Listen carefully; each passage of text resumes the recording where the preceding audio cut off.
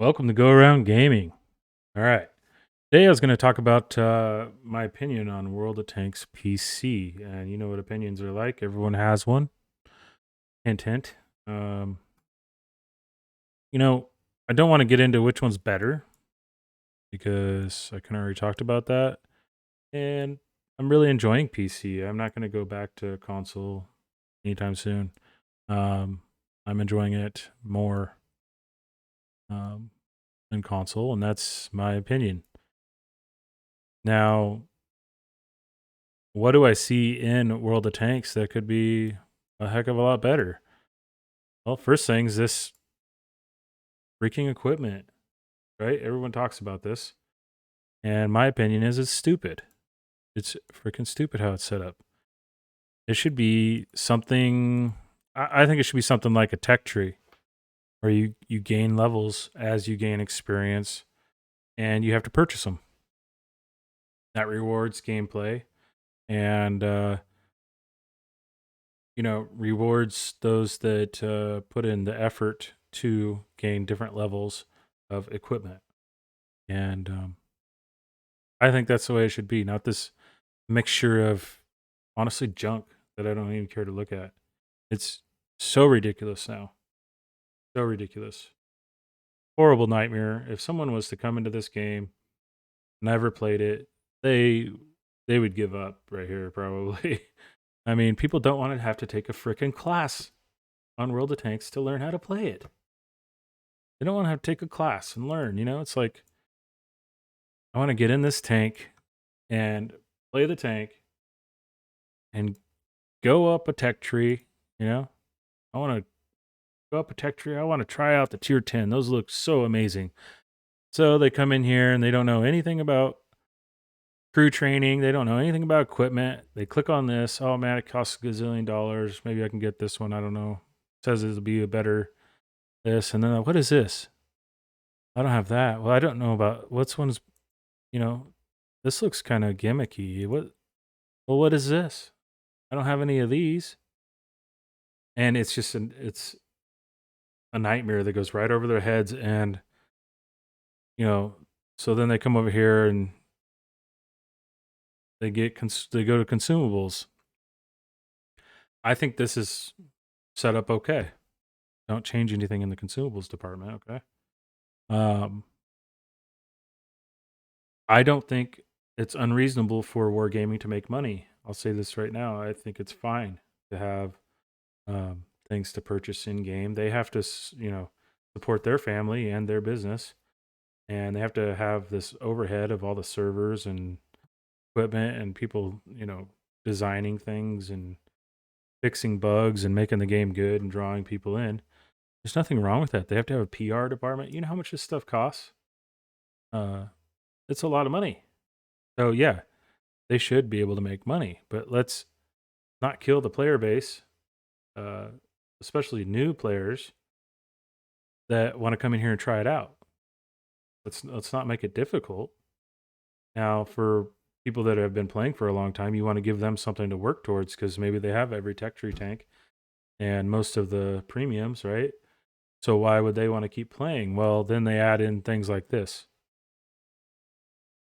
Just throw them in willy nilly, like in a mixer or blender. It's totally irresponsible. They need to make it a systematic way of climbing this tree. Just so you feel a sense of accomplishment. Yes, I got to level 2 of the turbo. I know that there's some kind of a system already built in like that, but they need to make it more obvious and they need to get rid of all these different ways of it's just stupid, okay? So let's say you start off, everyone starts off with a level 1 of anything and they get a pick, whatever that level is. So they feel like they have some kind of advantage with their play style, okay? Um, and then the level 2, they have to earn, say, 5,000 XP. Level 3, 10,000 XP. Level 4, 15,000 or 20,000. And go up to level, whatever level you want.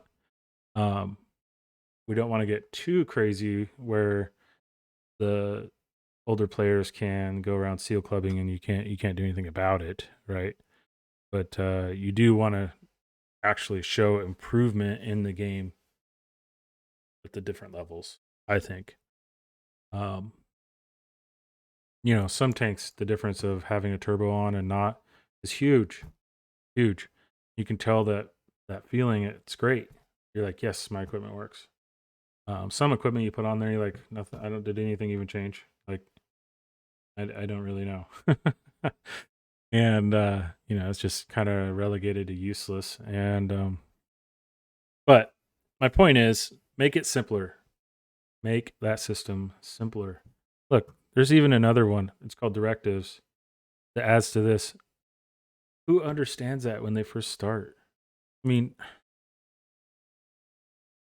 just another layer of complexity. It really is just another layer of complexity. The crew. I know there's some changes for the crew coming up, and I've kind of watched it, but I'm just going to go off what they have right now, okay? Someone new comes in here and they want to add skills. What a nightmare.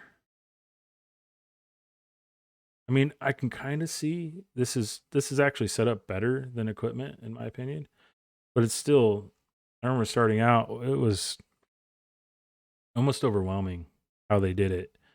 And the so those are really the two things that I think need fixed the most. The next thing would be garage slots. Us who have been playing for a long time don't even think about them because we have so many. Like I've only been playing for what I don't even know, not very long on PC consistently. And I have 73 slots now. Um, so I have plenty of slots, but when you're starting off, that's a nightmare too. And that pulls away from your new player base. That is specifically targeted at new players. That is specifically targeted at new players. That should be done away with. Make the what would you call it? The level of entry as low as possible. As low as possible. So that these people coming in can learn going up the tech trees until they get into the higher level tiers. And then by then, hopefully they know, right? That's kind of how World of Tanks used to do it. Um, but the problem is these people will come in and they will start going up a tech tree and not have any slots, and they don't want to get rid of a tank or something. Or maybe they don't even understand how to get rid of a tank, and it gets really annoying. And pretty soon you're always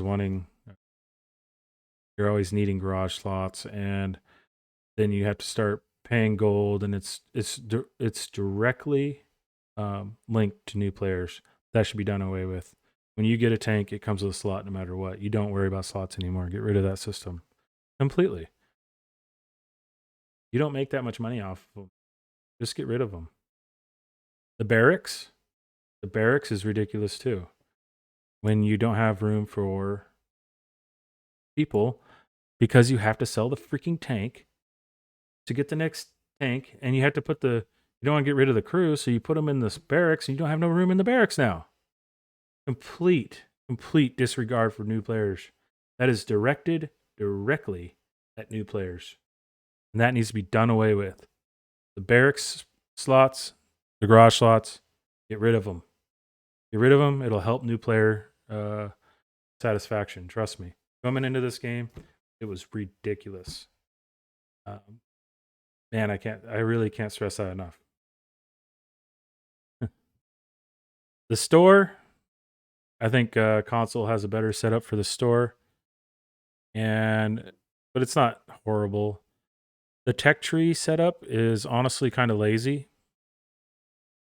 I like what you guys do. The UI in the World of Tanks, Wargaming, the PC, the UI is great. Of course, things like War Thunder and stuff, the UI is horrible. But when you come in here, you're looking at these tech trees. Here's one that's really a good example. Where's the where's the other Skodas, and you know where are they at? They should be listed in here, even if they're grayed out. They should be listed in here, and if they come up for sale, well, this says visit the store or something, and you click on it, and it brings you to the store to buy the Skoda, right? Is it the Skoda T56? I don't even know. I just yeah, T56. Something simple like that. That'll help you earn. Not only that, it'll seem like you have a heck of a lot of tanks because I know there's a lot of tanks missing on here. Like, let's go to China. Well, where's the BZ-176? You go into the game and you're new and you get blasted by a BZ-176. You're going to start looking where the heck that thing's at. Like, how do I get that thing? I want to look at that. And then they'll look in here and see it's grayed out. Oh, well, it's not for sale right now. Maybe it will be one day. So they'll just look for that. Uh, simple things like that. But right now, there's no answers at all to that stuff. And it really seems, I don't know, just haphazardly thrown in there. Another good example is like the store, and you go down to like collector's tanks. No one freaking cares. Maybe they do, but I don't care about the this thing. This setup is just it's all right. Where's the collector's tank set? I don't even here it is. I guess I don't even mess with it. That's how irrelevant it is. At least to me right now. Maybe at some point it won't be. But they're just everywhere. It's like they just threw it in a bucket and shook it around. And it is not a streamlined system. It's not. It's really messy. How simple would it be for Wargaming to come in here at the tech tree and just start going up levels for each one of these devices? So simple. And everyone could look, oh, I got a level 4 improved aiming device. I need 50,000 more experience to get to the highest level 5. And then maybe once you get to that point, then you can spend gold and get to level 6. That's super hard to get to. And then after that, maybe there's a level 7 that has bonds, right? And that is the highest level you can get to because bonds are like one of the highest monetary items in game. But as you're climbing, it's simple for people that are new to understand, hey, I need 15,000 experience. Well, I'm dealing with experience every time I win. So I understand what that is.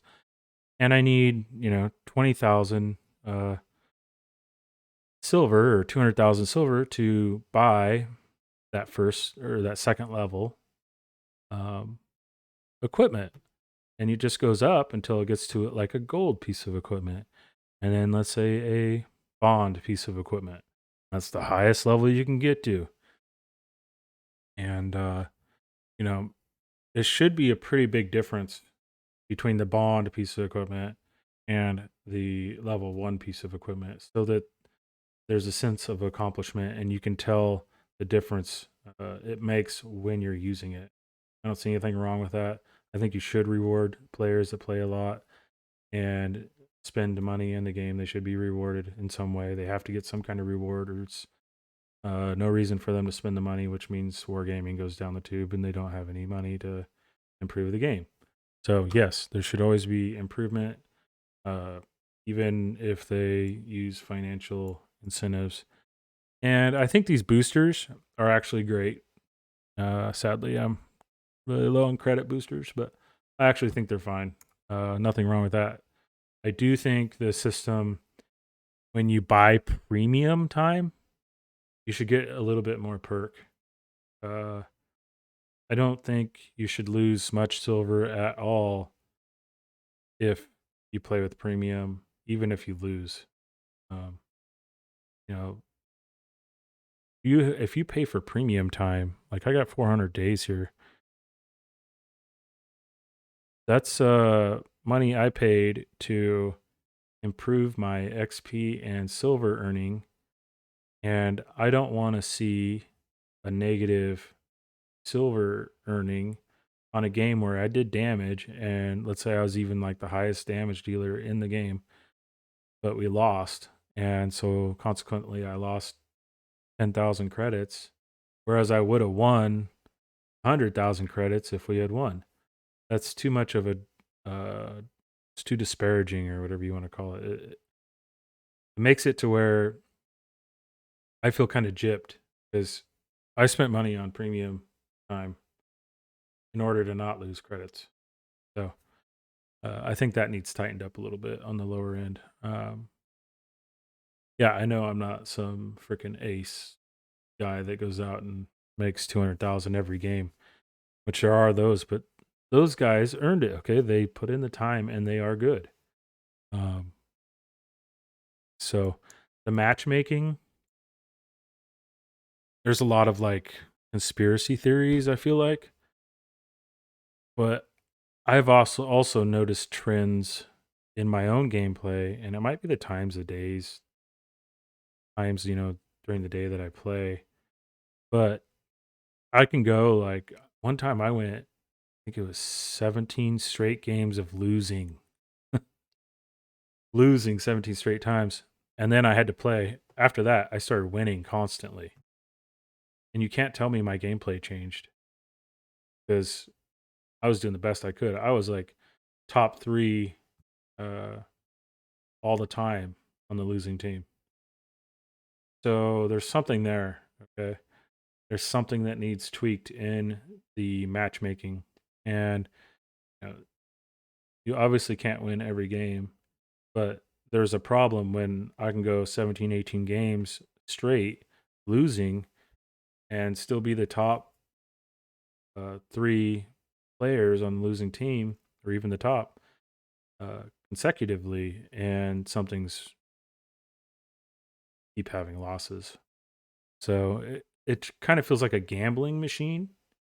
The matchmaking does, um, and there's something there that needs looked at. So there's too many patterns and that don't make sense uh, if it's completely random. So um, anyway, that's just my little rant on that section there. I think matchmaking should be refined. Like this is what World of Tanks should focus on. Refining matchmaking, making more maps. I heard there's a night mode coming. Great. That's awesome. Make more maps, refine matchmaking so it's not um, if there is something there, they can look at all this where it's geared towards someone somehow, that many times. That's ridiculous. They need to look at matchmaking and refine the tank graphics better because War Thunder is killing it in that department. I think War Thunder's tank graphics are way, way better in most areas. Your maps are better. World of Tanks' maps are better, but their tank graphics aren't as good. Your UI is great.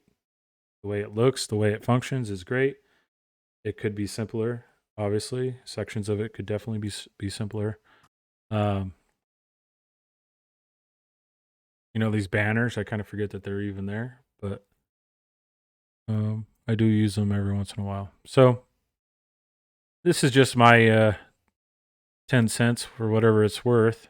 Like I said, I've played console for what 9 years or so, and so I'm entitled to a little bit of opinion. I think, even as an average player, because really that's what the player base is. They're average players that just want to get on here and enjoy it, and they want to see new maps.